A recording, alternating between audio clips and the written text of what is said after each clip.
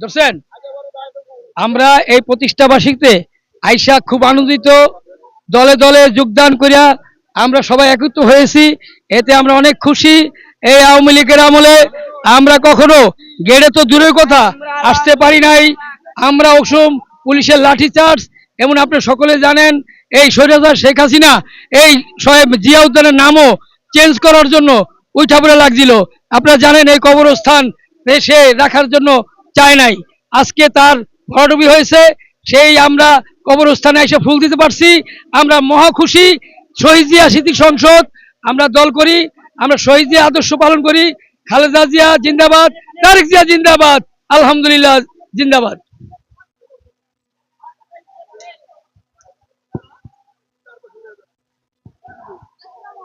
ওয়ালাইকুম আসসালাম।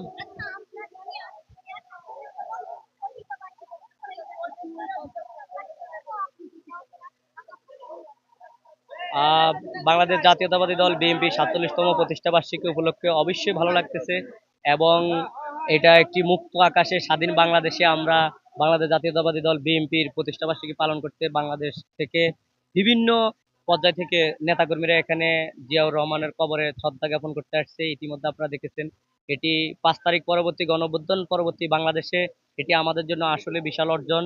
আমরা এই ধারা অব্যাহত রাখবো এবং বাংলাদেশের মাটিতে যাতে করে আর অদূর ভবিষ্যতে কখনো স্বৈরার শাসক কখনো আর তাদের আধিপত্য বিস্তার না করতে পারে, এটি আমরা ইনশাআল্লাহ সকল রাজনৈতিক দল ঐক্যমতের ভিত্তিতে বাংলাদেশ জাতীয়তাবাদী ছাত্রদল সরকারি তিতুমির কলেজ শাখা সবসময় অগ্রণী ভূমিকা পালন করবে বলে আমি আশা ব্যক্ত করছি।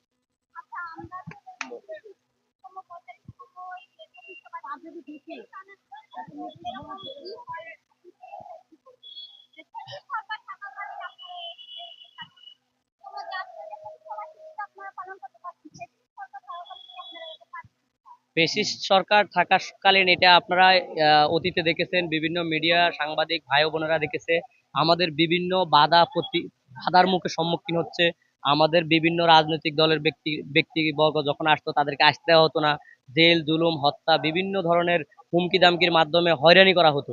ইভেন এইখানে এখন আপনি দেখছেন মুক্ত আকাশ, সবাই যে কোনো গেট দিয়ে প্রবেশ করতে পারে, এটি একটি স্বাধীনতার সার্বভৌমত্বর যে একটা স্বাদ তা মানুষ পাচ্ছে। কিন্তু আপনি ৩৫তম বা ৪০তম প্রতিষ্ঠা বার্ষিকী দেখবেন, তখন কিন্তু সকল দলের লোকজনে আসতো, কিন্তু তারা বাধার সম্মুখীন হইতো, তারপরও বাধাকে অতিক্রম করে লোকজন আসতো এবং প্রোগ্রামে আসছে। ইতিমধ্যে ওখান থেকে আমাদের অসংখ্য নেতাকর্মীকে ধরে নিয়ে গেছে, গুম করেছে, গ্রেফতার করেছে, এটি আমরা ফ্যাসিস্ট সরকারের আমলে দেখছি। এই জন্য হয়তোবা উপস্থিতি কিছুটা কম হইতে পারে, এটা এক্স্যাক্টলি কারেক্ট।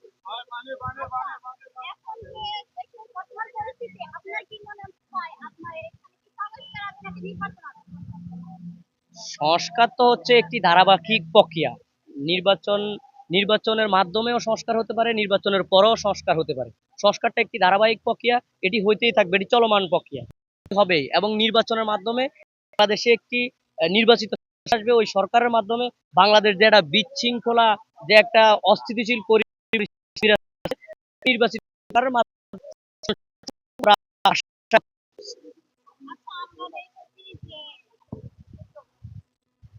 বিপি বাংলাদেশ গণ অভ্যুত্থান পরবর্তী সময়ে বিপি নুরুল হক নূর উনি নিঃসন্দেহে একজন এই দলের প্রেসিডেন্ট, এবং উনি গণ অভ্যুত্থানের জন্য ওনার যথেষ্ট ভূমিকা ছিল, সম্মুখ সারির যোদ্ধা ছিলেন। আমি একজন গণ অভ্যুত্থান আন্দোলনের ২৪-এর যোদ্ধা, সেই সুবাদে আমি বলবো বিপি নুরুল হক নূর উপর যে আক্রমণ হয়েছে এটি নিঃসন্দেহে কোনোভাবেই কাম্য নয়, এটি একটি দেশের জন্য হুমকি স্বরূপ।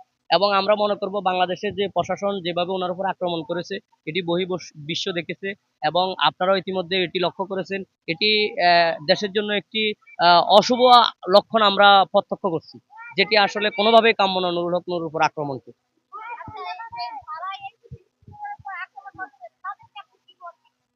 বিপিনুরের উপর যারা আক্রমণ করছে তারা যেই হোক না কেন, তারা এটি আমার দৃষ্টিতে বা গণঅভ্যুত্থান পরবর্তী বিপিনুর হক নূর সাহেব একজন একটি রাজনৈতিক দলের প্রধান, ইভেন হচ্ছে উনি গণঅভ্যুত্থানের সম্মুখ সারির যোদ্ধা ছিলেন। সেই সুবাদে যারা আক্রমণ করছে তারা আসলে কোন দৃষ্টিকোণ থেকে আক্রমণ করছে, কাদের উস্কানিতে আক্রমণ করছে, এটি আসলে কোনোভাবেই শোভনীয় নয়, এটি বাংলাদেশের জন্য কখনো শুভ লক্ষণ হতে পারে না।